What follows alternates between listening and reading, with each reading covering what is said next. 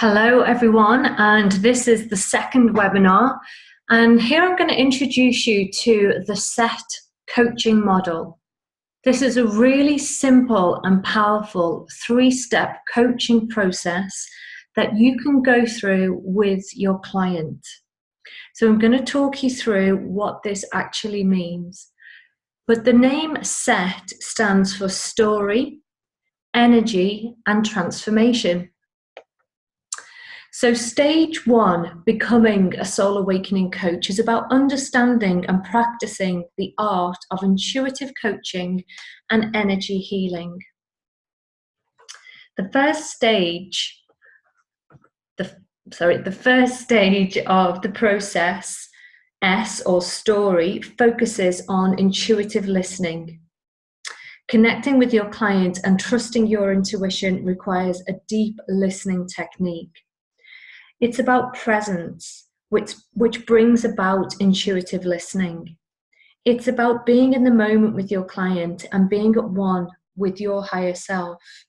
And it's about bringing yourself into a conversation that fully immerses you into hearing the unmet needs, the beliefs, and the emotions of the client. So intuition is about listening to the calling or the nudging of your soul. It's listening to the signals of your gut or your sixth sense, whatever you like to call it. It's your intuition trying to tell you something of great importance for your client. And it could be reading between the lines of what your client is saying or rather not saying about their situation. So within the story part of the SET model, the client has an inner dialogue that they're telling themselves about their current situation. This usually accompanies mental images, characters, and archetypes, along with feelings, beliefs, and emotions, all of which have a positive or negative effect on the client's well-being. And as you listen to this narrative, you must be open and supportive and refrain from any personal judgment as you hear their story unfold. With your guidance, you can help your clients see the story they're telling themselves and how this affects their well-being, and is it aligning them to their goals or not? By helping them change this negative inner dialogue to a more positive theme will be the key that unlocks their transformation. So approach your client with curiosity and openness, and keep an open mind and open heart as they entrust you with their life story. When you practice intuitive listening, you bring full focus to every moment of your conversation. If done properly, you should be able to see and sense subtle shifts in your client's movements as they access their own healing. You'll read small changes and read facial expressions, and you'll use all of this information to gain insight into their thoughts. And of course, there will be times where the client may not speak at all. And during these times, it's important to remember that intuitive listening is also about being comfortable with silence. Allow space and time for the words to sink in, and create a supportive environment for the truth behind those words to rise. When you do this, you'll be able to identify anything that may be left unsaid, the questions, the fears and doubts your client holds within them. With intuitive listening, you'll uncover the depths of these hidden truths. And as an intuitive coach, you can help your client bring them into the light as you work together to find the source of the problem and figure out a clear path towards fast and effective transformation. Intuitive listening to the client's story allows you to ask open questions that will rapidly lead your client to game-changing insights. You will know you've mastered the art of intuitive listening and intuitive guidance when you're able to hear more than just words. You can trust your own inner wisdom. You begin to experience your client's words within your being. And you experience your client's emotions and can identify their thoughts, feelings, and hidden doubts and fears, even if they don't verbally share them with you. So take action on this. During your next session with a client or with a friend or colleague who's sharing their story with you, make a conscious effort to exercise intuitive listening and bring your focus, attention, awareness, and full presence into the conversation. Don't simply listen with your ears. Make an effort to feel what they're saying and ask yourself, what are they really feeling? Listen for insights, not just information. And most of all, listen to your intuition. And once you're done, ask yourself the following questions. What's alive and active in my client right now? What are they telling themselves about this situation? What were they feeling at the time this took place for them? What did they say they want or need, and what do they really need? How would they like this part of their life to be better or different? And which archetype are they projecting? And what are the characters of this archetype within the tapestry of their story? So, listening to their archetypes. Intuitive listening could mean throwing your client a curveball question. This is a question that's raw, honest, and requires your client to be fully authentic because they never saw it coming. Questions as simple as, who are you when this problem is at its peak? Tell me who you become in the moment. And if this were a movie, what would the title or the character's name be?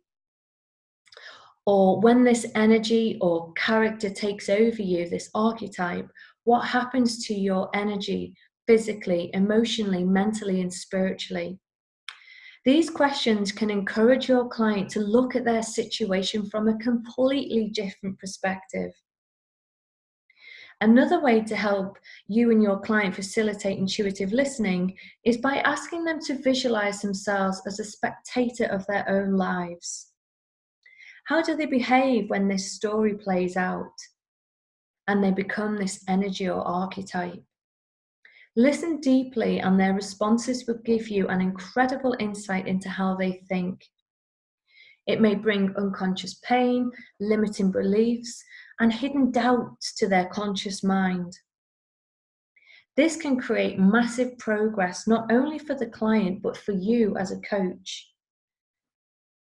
However, making this progress is not without consequence.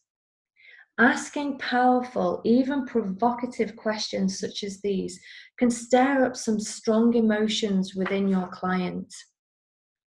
So find out where they're coming from and work together to get to the root of their motivations. Are they fueled by desire, perhaps even fear, or maybe a belief system that guides and governs and directs their behavior? Either way, you can use the SET model to help break past the obvious and get straight to the root of why those thoughts come to life in the first place. So then we move on to stage 2 of the SET coaching process, energy management. And within energy management, we look at the 4 major pillars of life: the emotional, the mental, the physical, and the spiritual. So after we've helped the client identify their goals and listen to their conflicting parts, we move to the E section of the SET model. We begin to look towards energy management and so they can see how their energy is affected when they attach to their negative archetype of their story. So here we look at pillar 1, the physical. What happens to their physical body? The first pillar is the physical energy management. We help our clients better manage this pillar by supporting them in ways that help them identify the physiological behaviors and negative vibrations that keep them stuck. As a spiritual coach, you will be able to inspire them to take new actions that will ultimately enable them to reach their next level of personal success. You will learn the importance of the physical level and how it can empower clients, how to help your clients create a simple self-care plan they can commit to, how to leverage their energy for motivation, use soul awakening techniques for long-term change, and how to help your clients overcome their negative pattern so they can pursue their ideal goals. When used together, these skills and techniques will enable you to help your clients identify the behaviors that are keeping them stuck in a certain behavioral pattern. In addition, you will be able to inspire your clients to take new kinds of actions that will ultimately help them get better results. Pillar 2, the emotional level. What emotions stir up inside your client? So during the emotional segment of the 4 pillars of well-being, you will be able to help clients understand how the emotion of their story affects their goals. Help the client become aware of their emotions and feelings. Help the client identify the emotional pattern they have become addicted to or attached to. And transform their previously addicted pattern to reach greater emotional resilience. Effectively process the untapped emotions that hinder them, and use powerful techniques to help release the client's emotions, and identify the client's most common coping mechanism they use to avoid their emotions. So you can bring clients a greater sense of awareness for emotional processing. This helps create an environment that enables a release of emotional baggage for them to heal. So then we move on to the 3rd pillar, the mental. What thoughts are present? The 3rd pillar of well-being is the mental component to this stage. And during this phase, you will be able to understand the science behind change, help your clients overcome limiting beliefs for powerful effects and lasting change, and learn tools that instill new beliefs in your clients to strengthen and empower them. Be able to help your clients rewire their thought patterns so they can shift their mindset. So you'll be able to help your clients cultivate inner strength and resilience by learning these new tools.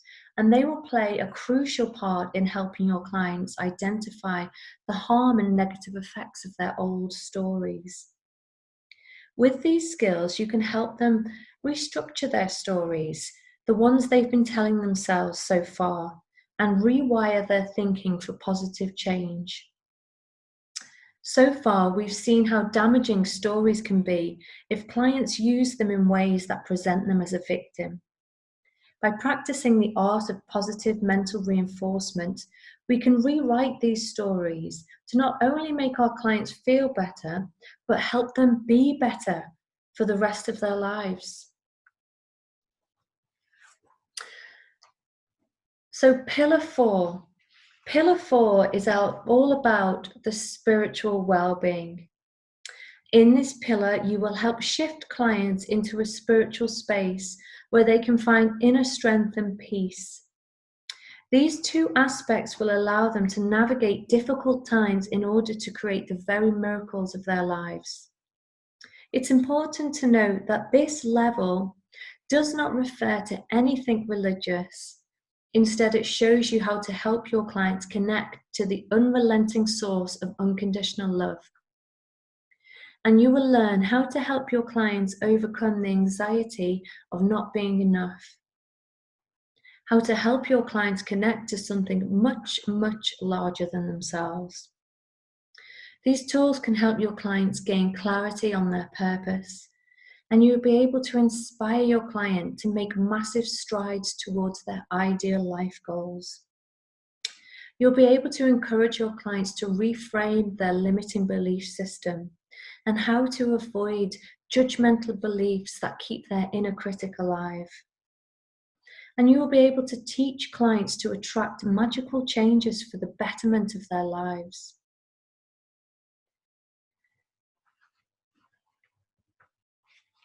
So creating your desired goals. From here on, we want to focus on eliciting the truth of your client's reality. Eliciting, as it is called, is all about getting to your client's secret hopes, dreams, goals, and aspirations for the future. It's about uncovering their deepest fears and desires, and it begins by asking great questions.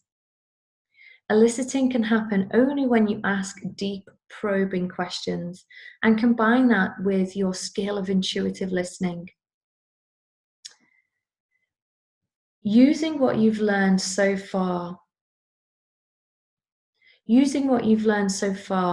practicing bringing awareness into your own life and into your client's life during the next session or in your own life over the next coming weeks. Remember, you cannot effectively do this with a client without fully understanding the experience firsthand. So practice this with yourself first, master it, and move on to teaching others. Once you're ready to use the experience you've gained, you can guide others. You'll be ready to engage them on a deeper level. Probe for things that can elicit deep, authentic responses from your clients and listen carefully to the responses they share with you. Allow yourself as the coach to ask real transformational questions if you feel it can better your client. If you feel that your client isn't aware of a hidden fear or limiting doubt, or even a secret dream or desire that could change their results, use the information you've learned along the way and help bring those feelings deep within them to light. Remember, awareness is all about shifting their perspective, not giving instructions. So think about this the next time you're with a friend, a colleague, or a client, or use this for self-analysis to your own story. What are you attached to right now? What negative story or limiting belief are you telling yourself about a situation right now? And think about this. What in your story causes you to believe certain things about yourself? What are your thoughts? And where do you think those thoughts came from? What is your inner dialogue? Is it supportive or is it limiting? And are you aware of how your inner dialogue affects your 4 pillars of well-being? And take a look at the 4 pillars of well-being. How is your story affecting your physical energy, your emotional energy, your mental energy, and your spiritual energy? And think about the transformation to be made. What is the highest version of yourself that you can step into? What is it that you really want for your life? And what does that look like? And when you imagine that life, how does that affect your 4 pillars of well-being? How does that higher version of you look physically? How does that higher version of you feel emotionally?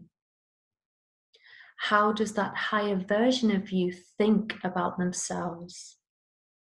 And how does that higher version of you feel spiritually connected? So what inner personal commitment can you make to yourself so you continue down the path of attaching to that higher energy, that higher archetype, which will propel you forward to achieving your ideal life goal? Then we move on to stage 3, transformation. Here we've reached the final stage of the SET model. Transformation occurs when we help the client visualize the best version of themselves and then step into this higher self. Ultimately, we're working to create a new archetype that's the opposite of the original one. This final part of the process is about helping the client to shift their belief and mindset and solidify all the previous steps. The client creates a powerful inner commitment and is hell-bent on becoming this and changing his or her reality by shifting their thoughts, feelings, and behavior to become fully aligned to the commitment they have made to themselves. So how do we do this? Well, change the narrative. The transformation begins in stage 1, where the client learns how their current story or inner narrative is actively creating their current reality and negatively affecting their energy. To do this, we must first change our internal state, which can, in turn, change the way we think and act. By working with the client's current reality or story, we are helping them develop better energy management. We do this by using the 4 pillars we've discussed so far.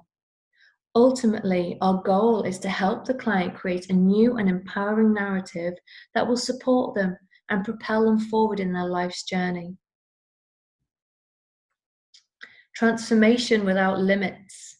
Well, this is about working with your clients so they make a solid inner personal commitment to themselves to be the best they can be. Transformation can go as far as they are willing to take it. And unless we bring awareness and clarity to all aspects of our client's life, it is limited. This means bringing attention to each of the 4 pillars, including the physical, the emotional, the mental, and last but definitely not least, the spiritual. There are many tools you can use to empower your client within the Soul Awakening Method Toolkit, and use any combination of them to help your client know themselves on a deeper level so that they truly believe they can reach for the stars.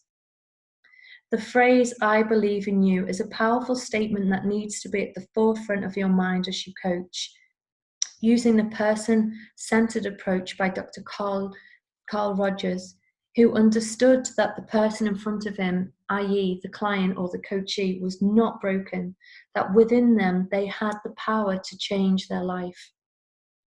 You need to empower your clients during the sessions so that their commitment and their belief in themselves to be able to change is at 100% when they leave your session. Your goal is to inspire your clients to make the changes required to better their lives. You cannot make the changes for them. However, you can help your clients to cultivate the commitment and belief within themselves so that in the face of any new challenge, they walk with the confidence of your support. And all that starts with speaking confidence into your client. The thing about coaching, well, here's the truth. Soul Awakening coaching is not about giving instruction. It's not about ordering your client to do what you want them to do. And at no part of the journey is the coaching ever about you as the coach.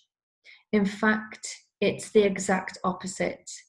This is about helping your client become the very best version of themselves so they can live it freely. It's about empowering someone in your coaching care to find the strength in themselves and use it to better their world. You can use visual aids such as the interactive cards or tarot cards or angel cards or any visual aids to help prompt your client to go deeper with their own psyche. I find using visual aids very effective with my clients. So becoming a soul awakening coach, it's about eliciting the goals, the dreams and aspirations of your client and aligning them to their highest values and leveraging their strengths. And this requires leadership on your part. This is where you act as the lighthouse guiding the way for the client. And to do that, you'll need to know 3 things: when to lead your clients, when to let them lead you, and how to use your intuition to guide your session. So what does this mean? Well, as a soul awakening coach, you should aim to help your client aim for their ideal life, not just an average life, but the ideal life. This means to achieve the best results And sometimes you'll lead, and sometimes you'll follow in an effort to help them even understand the purpose of their higher life and what it is they really want for themselves. You will use the power of the client's archetypes or character stories that they create around the situation they find themselves in. And you can help them create better strategies for their energy management using the 4 pillars.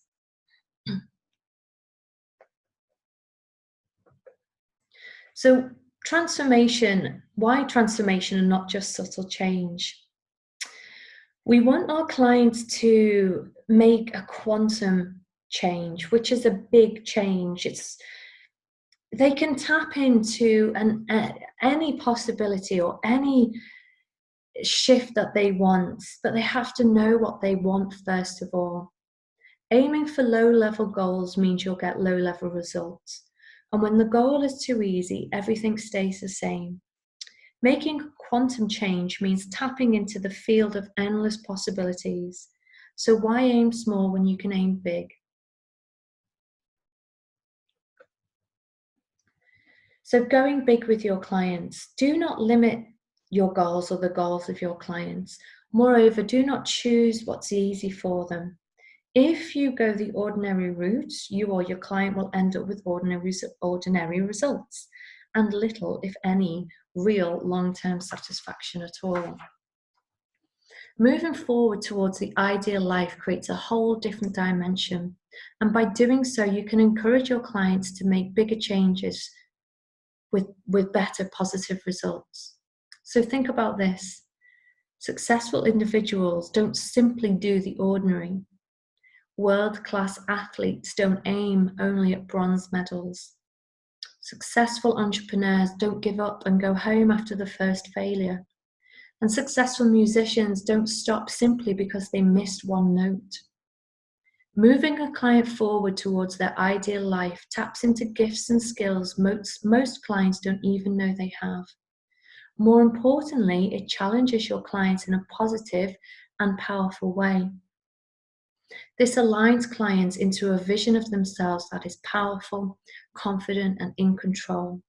And it helps them discover their inner strengths and values and empowers them to see that they are far more capable than they believe. You know you've mastered the transformation stage when you know how to turn a client's negative story into a powerful outcome. You recognize what is still alive and active in your client's story or belief system. You can tune into the areas that need a coach's attention, and you can thoughtfully deploy intuitive listening and awareness. You can see your client's potential and you can encourage them to meet it too. And your clients can become transformational thinkers and begin experiencing rapid internal transformations. So take action. Before you can take your clients into the final transformation stage, you need to practice in your own life first. Always become your own first client. So begin today. Look at yourself as a person who wants to move forward. How can you align to your highest values and leverage your strengths? Remember, this is your time to work freely. Consider the changes you'd like to see in your own life, and consider the changes you'd like to make as a coach to other people's lives. If, while planning your goals, you encounter any conflict, think about them and why you felt you couldn't achieve your goals. What's your inner dialogue? What's your energy management, and how can you change this? Then from there, move from thinking into doing and don't hold back. Moving forward needs courage, boldness, and requires you to make a big quantum leap into the field of endless possibilities. Transformational thinking is about taking a metaphorical quantum leap.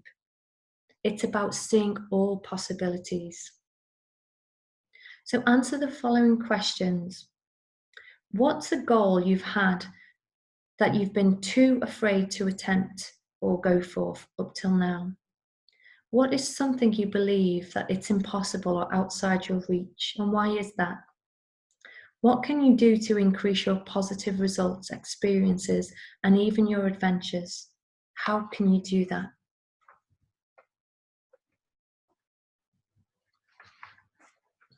So, what makes a great soul awakening coach? You've learned the concepts and even learned some techniques, all of which can help you become an excellent soul awakening coach with practice. But a good coach isn't just concepts, skill, or techniques.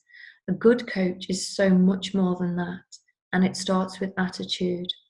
Soul awakening coaches are intuitive and open-hearted and are tuned into everything they do. They approach coaching with the idea of helping their client to become the very best they can be.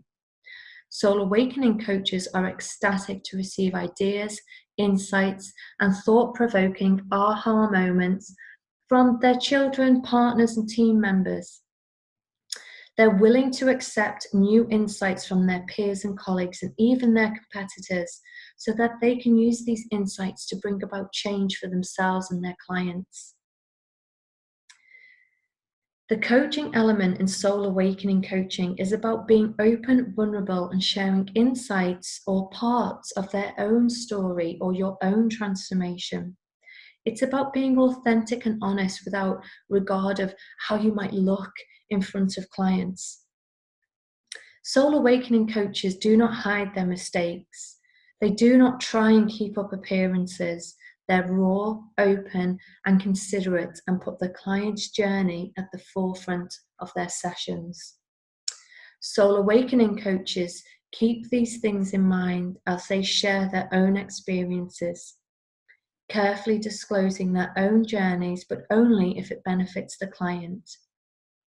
It's about creating real-world results, even if this work is hard, and they do not let awkwardness or discomfort sway them away from the work that needs to be done. A skilled soul awakening coach knows that sometimes saying what the client needs to hear, as opposed to what they want to hear, is the best path to results. It may not always be pretty, but it's necessary and worth it for the client to grow. Soul awakening coaching means you may not always be the good guy in your client-coach relationship, but with trust and intuitive coaching, you can forge a path towards helping the client achieve their ideal goals. The soul awakening coach must do their part, much like the clients must do theirs, and together you can find a custom plan that helps your client find lasting change.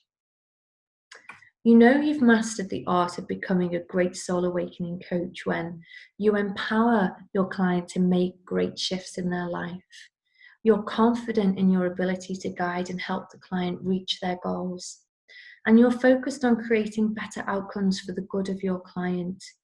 You're open to sharing your personal struggles, and you do so tactfully.